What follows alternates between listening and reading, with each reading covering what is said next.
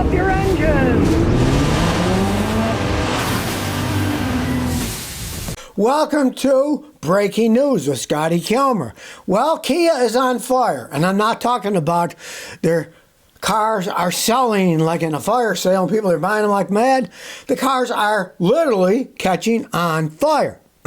460,000 Kia Tellurides have to go back to the shop to fix a fire risk recall that they already had, but they didn't fix it right in the first place. Pretty much tells you the state of both making Kias and repairing them.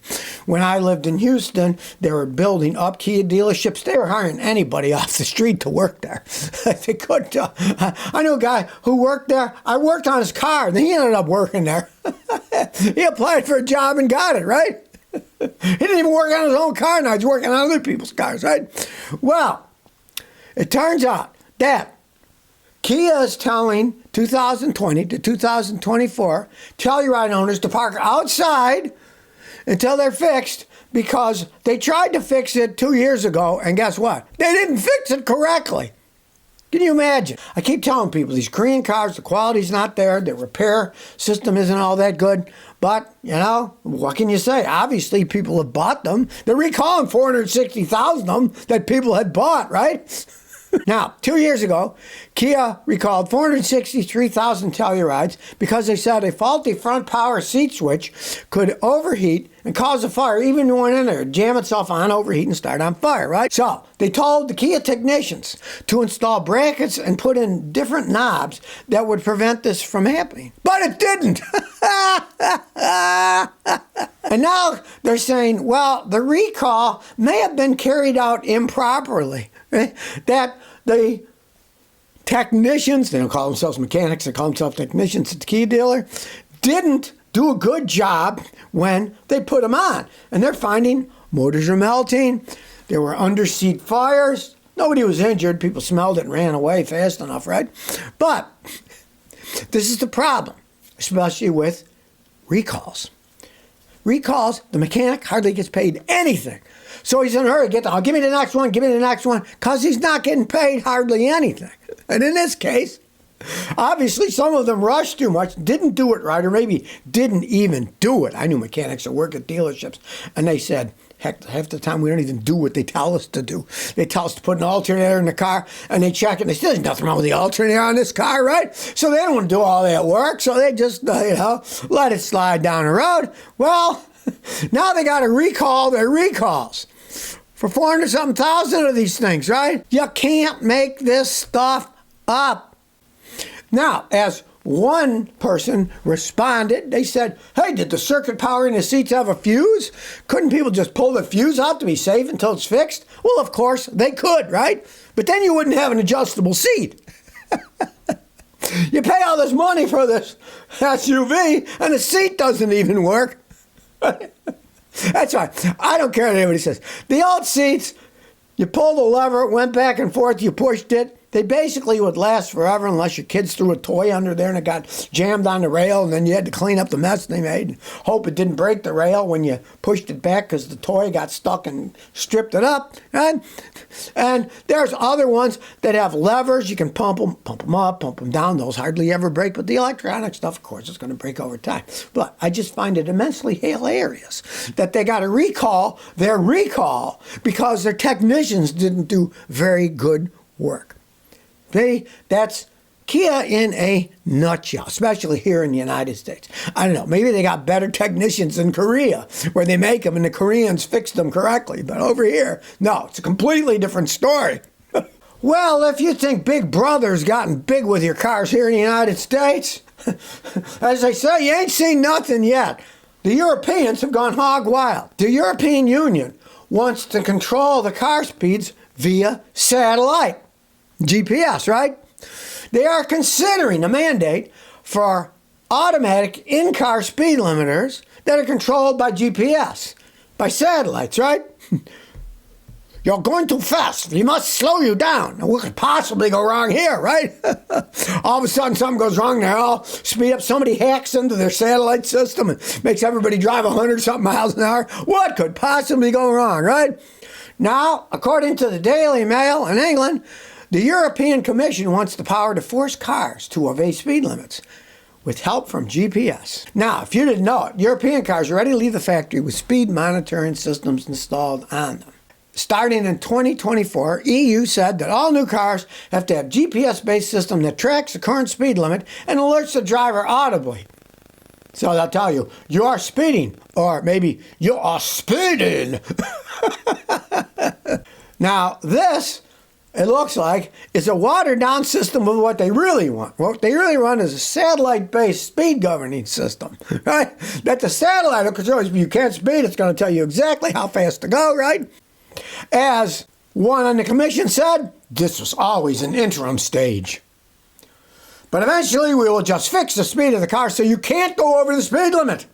What if somebody's chasing you, right? I mean, do they think of any of the ramifications of what they're doing?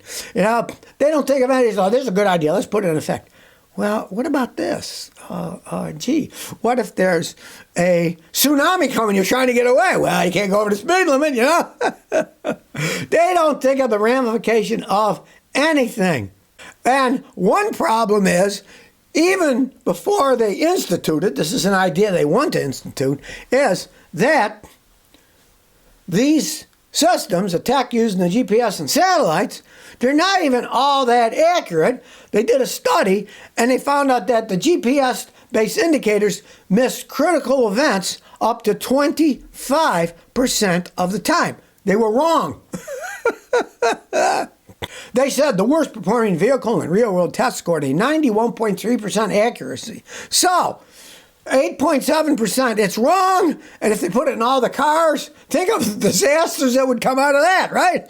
And when they did an overall test, they found that the system was only 74.3% accurate. So that means that 1 in 4 events, it's giving the wrong speed limit too. Because it would have to do the areas. Like the other weekend, I drove to New Hampshire. We were going through these small towns. It was a royal pain. The speed limit would be 55. Then it'd be 45. Then it'd be 30. Then it'd be 25. Then it would be 35. Then it would be 55. And it would change every few minutes, right? And who's to say that these satellite things are going to be that accurate with it either, right? Could the police give a speeding ticket to the satellites? That's what I want to know. Say, buddy, they're controlling my speed. I'm not. They're the ones that made it go that speed. You can imagine the ramifications of what could go wrong in a system like that with Big Brother's watching you from outer space and is now controlling the speed of your car. I mean, the Europeans have done some pretty weird stuff. Let's see if they actually institute this. Hopefully, the European people will have a little more common sense and they'll rebel against it. Well, I've been railing for years about touchscreens and driving. They take your eye off the road and into the touchscreen, right? Well, finally, there is an objective test that can determine how distracting touchscreens are. In a recent test, the Swedish car magazine V Bilagare found that touchscreens in new cars were actually more distracting than they were a few years ago. They're getting worse, yeah, because they have more crap on them, right? Now, they looked at 10 new cars plus a 2016 Volvo V60.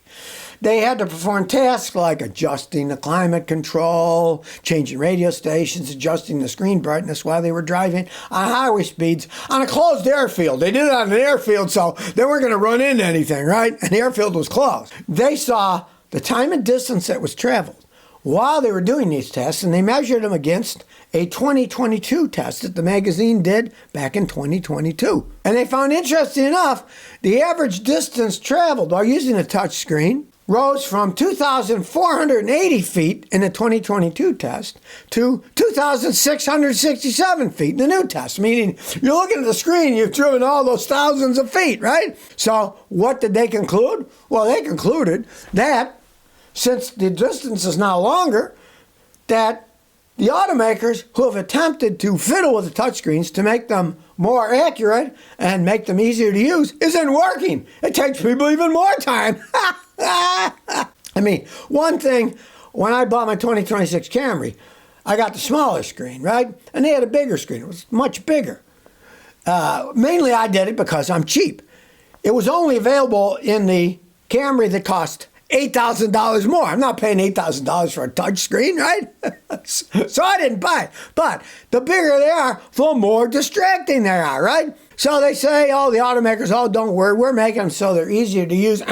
You're putting more and more crap on them. People spend more and more time looking at them. It takes them more time to go through all of the different interfaces. Okay, that's why I made a video the other day on the Lucid, the electric car. Everybody knows I'm not an electric car fan, right? But I liked the layout of the car because it had a screen, but it wasn't super, super giant. But the fan had a toggle switch. Higher fan, lower fan, higher temperature, lower fan. It had a switch for the headlights. It had an actual turn signal stalk you pushed.